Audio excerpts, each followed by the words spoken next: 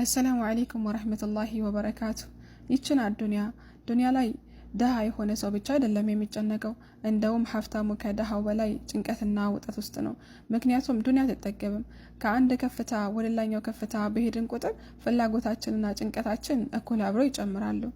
ያኔ ድሮ እዚህ ቦታ በደረስን ብለን ስንመኝ ካሰብነው ከደረስን በኋላ ሌላን ከፍታ እንመለከታለን። ይህ የዱንያ ባህሪ ነው።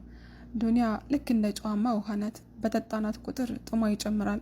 ቢሆንም ከምንም በላይ ዱንያ ላይ ሳይጨነቅ የሚኖረው የአላህን ፍቅር በልቡ ያስቀመጠ በአኼራ ጉዳይ ላይ የተጠመደ ትክክለኛ ኢማን ያለው ሰው ብቻ ነው። ዱንያ ላይ ባለን ነገር አንዘን፣ ምክንያቱም በዚች ምድር ላይ እኛ እንግዶች ነን። ለዛም ነው ረሱላችን ሰለላሁ ዐለይሂ ወሰለም በሐዲሳቸው ላይ እኔና ዱንያ ምን አገናኘን? እኔና ዱንያ ምሳሌው ቀን ከጉዞ ወጥቶ ለተወሰነ ጊዜ ከጥላ ስር ካረፈ በኋላ ከዛም ጥሎ እንደሄደ ሰው ነው ብለዋል። እዚህ ንግግር ላይ የምንረዳው ምንድነው? የፈለግነውን ያክል ዓመታት በዚች ምድር ላይ እንኳን ብንኖር የሆነ ጊዜ እንሰናበታታለን፣ ጥለናት እንሄዳለን።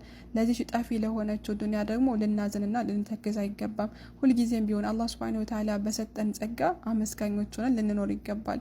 አላህን ለማመስገን ደግሞ የበላያችንን ሳይሆን የበታያችንን ልንመለከት ይገባል።